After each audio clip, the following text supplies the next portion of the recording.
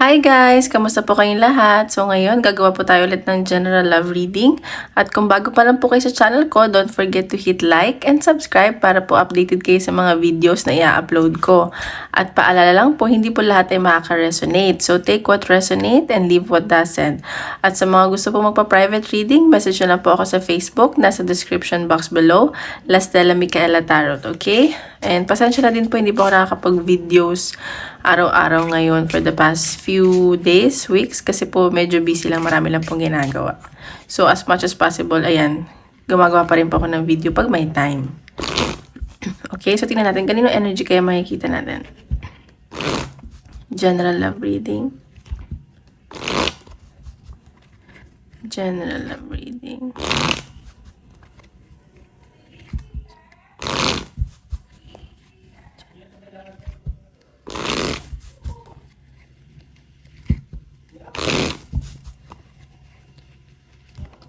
Oops.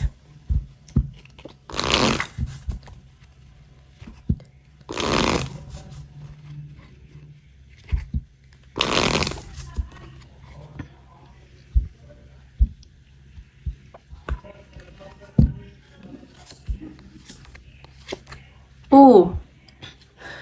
Okay, sa nakikita ko dito, siguro may, ano ba yan? Meron kang nagugustuhan na bago or may na-involve sa inyong bago at napag-aawayan nyo ng person mo. Kasi parang sa past, may nangyaring third party or yung mga paghihinala. At meron din dito, involved talaga sa third party. Ayan, so medyo nai-stress. Ganyan na sa sense ko. Bago pa lang, bagong tao. Parang triggered ka dahil na-involve ka sa third party or nangyari na may third party talagang involved. Kasi nasa sense ko parang may isa sa inyo may nagugustuhan na bago. Okay, so tingnan pa natin. General love reading.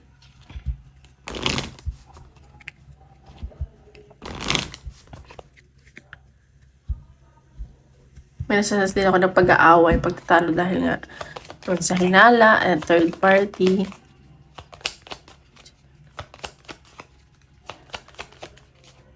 Okay, so sa nakikita ko ngayon, hinihil mo yung sarili mo, nasa healing stage ka, kaya siguro parang yung kung dumadating mo sa yung bago, parang natitrigger ka, natatakot ka na kasi baka ma-involve ka na naman sa third party. Pero may pinanghahawakan ka dito. May iniingatan ka na baka masira ka ulit, ganyan. So, sa nasa sense ko, parang hinihil mo muna yung sarili mo. Ayan no, siguro naguguluhan ka dito kasi, yun nga, na-involve ka sa third party before or ngayon, so hindi mo alam kung anong pipiliin mo. May nakikita din akong may magbibigay sa ng regalo or mabibigyan ka ng regalo, parang peace offering, reconciliation, ayan. So, sinasabi dito, o baka may mag-offer sa'yo ng bago, maniwala ka lang daw. Ayan, so baka na-feel mo may connection talaga kayo ng taong to. At may kailangan ka nang i-release dito. Okay? So, tingnan natin. Energy ng person mo.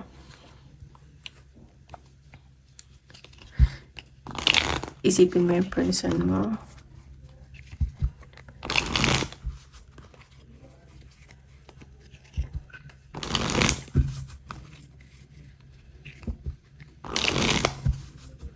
Tsaka yung third party, parang ano lang siya sa temptation, walang love. Ganun. Energy ng person mo.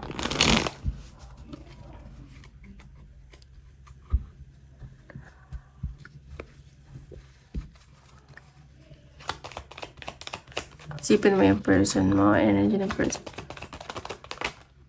Okay. So, itong person mo, ayan, so siguro naging loyal to sa'yo. Or loyal pa din siya sa'yo. Tingnan natin. Pero may ano siya eh. Weird naman. Dalawang tinitignan niya. Nasa malayo. At yung isa naman, parang ganito eh. Mahal niya yung isa pero nasa malayo. Pero, parang yung nasa malapit ngayon yung inaano niya. At yun yung may mas pera. Ganyan lang sa sense ko. Ayan, itong person mo, nag-heal talaga siya or ikaw to. Nagiging patient dito sa sarili niya. Kasi marami nga siyang pinagdaanan. And nakikita ko, talagang tinatry niya yung best niya na mag-heal siya. I-reverse nyo na lang yung energy, okay? Kung saan kayo makaka-resonate. So, Knight of Wands, ayan. So, itong person mo, very attracted to sa'yo at passionate. Sobrang, yung niya, yung nararamdaman niya sa'yo. I know, ano yung elephant ko?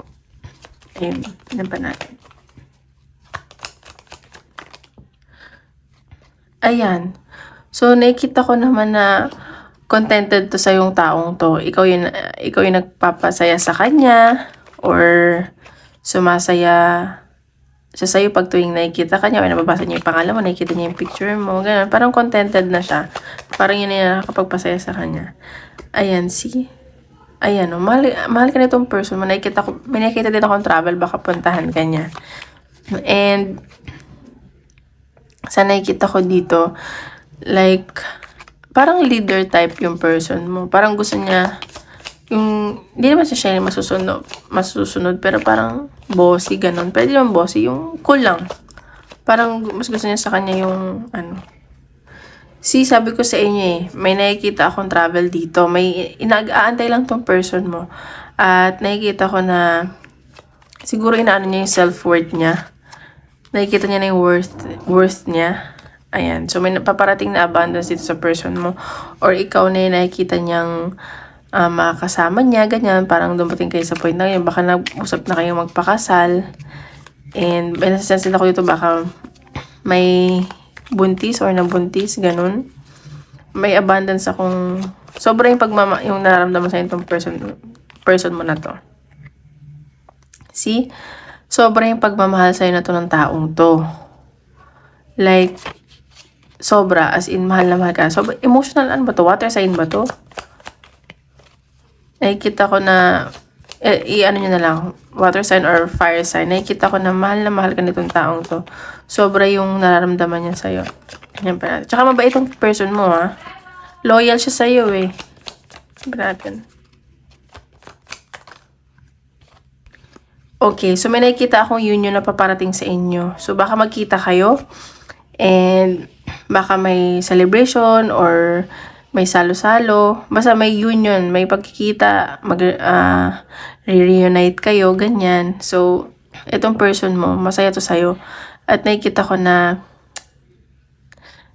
hoping pa siya. Ayan, kakasabi ko pa lang, baka may celebration na mangyari. Ayan.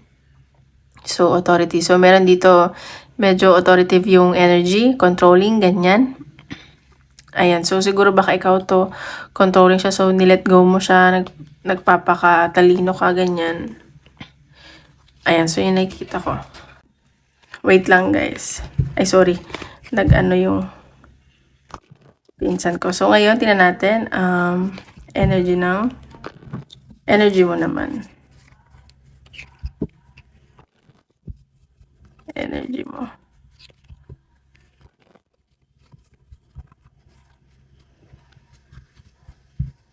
Tingnan natin, energy.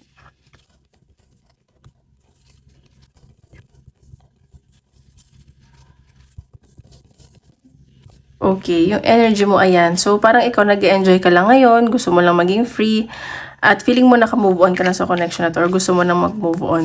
Ganyan sa sense ko. Or baka nagta-travel ka, gusto mo mag-travel around the world.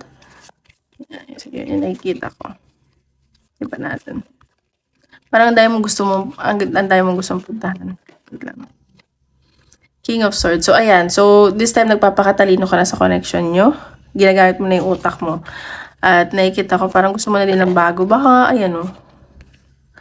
Ayan, you feel stuck dito sa connection mo. Parang sa connection nyo, nahihirapan ka. At di ka makawala na kahit anong gawin mo. Parang blinded ka pa rin. Ganon. In a sense. 7 of Pentacles. Nakikita ko dito kasi parang marami kang in-invest. So, huwag ka daw mag-alala kasi kung ano man yung mga in-invest mo sa connection mo or sa ibang bagay, parang makikita mo na yung fruit of your labor, ganun. Magbubunga na siya. At huwag ka daw mag-alala, magiging maayos naman daw. Parang i-harvest mo na. Ayan, parehas pa kayo ng energy, Page of Pentacles. So, loyal kayo sa isa't isa. Nakikita ko may pinanghahawakan talaga kayo dito. Yung dalawa. Pin pa natin. Ayan, Page of Swords. So, nakikita ko dito may communication na paparating or ikaw to makikipag-communicate or baka ni-stalk mo tong person mo. Alam mo yun? May inaalam ka, ganun. Pero tahimik ka lang, ganyan sa sense ko. Natin. Ayan, so nagdadalawang isip ka dito sa connection. Ayun nga, baka kasi naghihinala ka pa or takot ka sa bagong, relasyon. Ayun no, may offer na paparating sa'yo or baka offeran mo yung person mo or offeran ka niya at magdadalawang isip ka dito. Yun natin. Energy. Ayun no, parehas ka na energy. Mahal nyo naman yung isa't isa eh. Alam mo yun, parang tinatago nyo lang. Sobra yung Ayun no, parehas pa the Empress. May abundance na paparating sa inyo. At gusto nyo naman isa't isa makatuluyan. Or kung bago man to, ayan. So, baka nadadalawang isip ka, pero same kayo na energy. Ayan. So, tingnan pa natin. Ito ni Universe. Oops.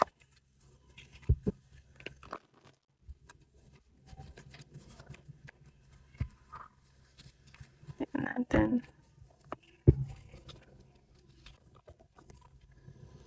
Ayan. So, ayan nga. Baka nga yung paghihinala mo, snake, not what it looks like. So, akala mo siguro yun na yun, pero hindi pa pala. Or may nakikita ko dito may mga nagpapanggap. Ayan, may mga kasinungalingan, may mga tinago. Ayan, karmic relationship mo ata tong person mo. Kaya siguro ganyan. So, wag ka mag-alala. May paparating na unexpected. Siguro it's for your betterment. Ayan, siguro magbabago yung finances mo. Nagpo-focus ka sa finances mo ngayon. Ayan, so always read between the lines. Tinaw mo na baka yung mga tinatago sa'yo. Ayan o, not showing true self. Baka nga may hindi nagpapakatotoo dito. So mag-iingat ka lang din. Okay, so tingnan pa natin.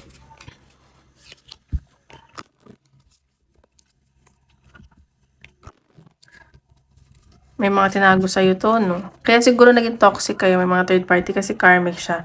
So, pag karmic relationship, parang kailangan mo may matutunan sa relationship niyo. Wait lang.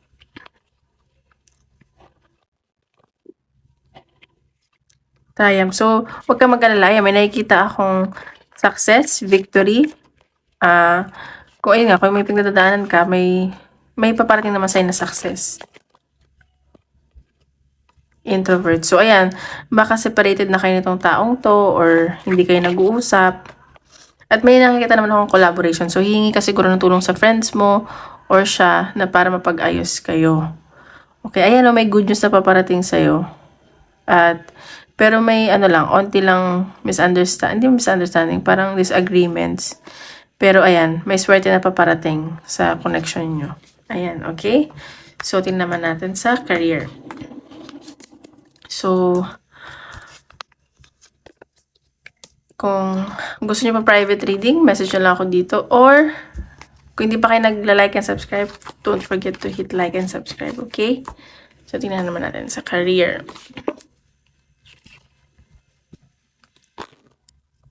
General career reading.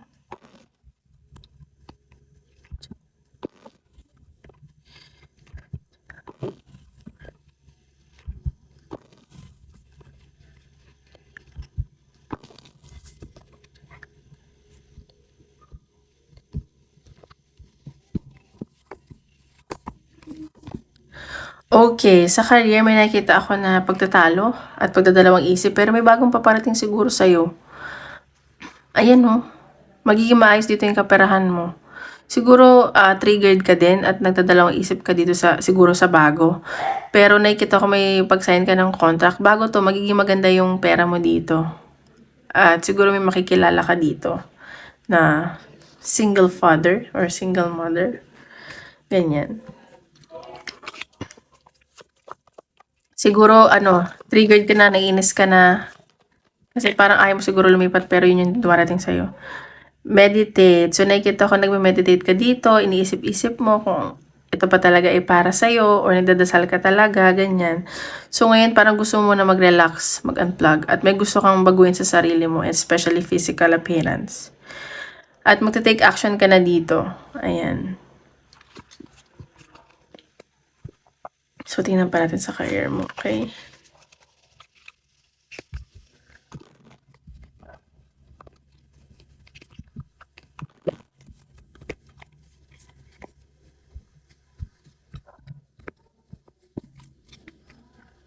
career.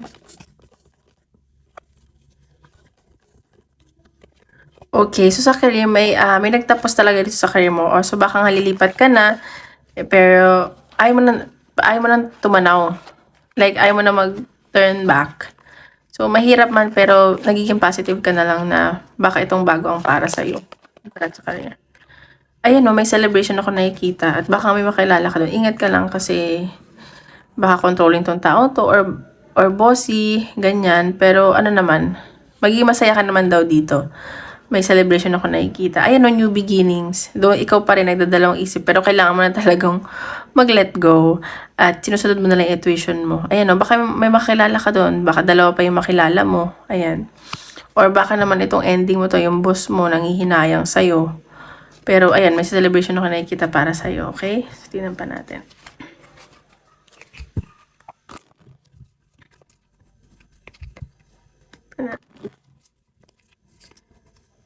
So, career. Ayan, so, ayan, sa career mo, baka magtuturo ka doon, or may mga ititrain ka, or ititrain ka pa lang, ganun. So, parang marami kang malalaman dito. Yung knowledge, matadagdagan yung knowledge mo, ganyan. So, sumunod ka lang daw doon. Ayan, so baka marami ka lang din gagawin doon, mapagod ka, marami kang obligation.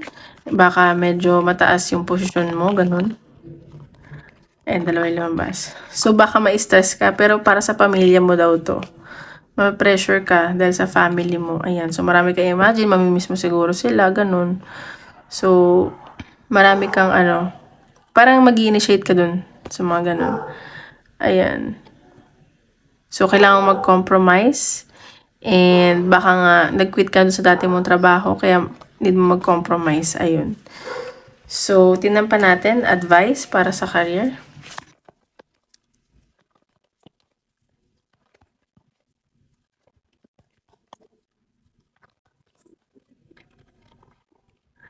In the flow, everything is smooth sailing. So, wag ka daw mag-alala. Kung nag-worry ka daw, magiging smooth naman daw to.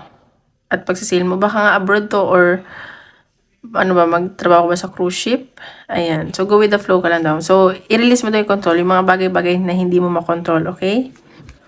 So, yun. Tinan pa natin. So, isip ka ng question, tingnan natin ang sagot ni universe. Oops.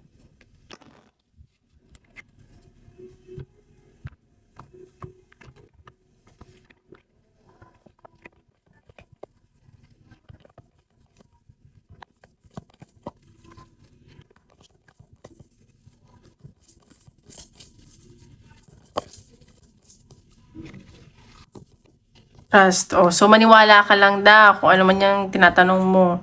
Ayan, may big happy changes. May paparating na happiness in the next few weeks. May mga tutulong sa inyo. Ayan, so baka ito na yun. So, you just have to wait, okay? So, ayun lang guys. Maraming salamat. Tomorrow ulit. Bye-bye!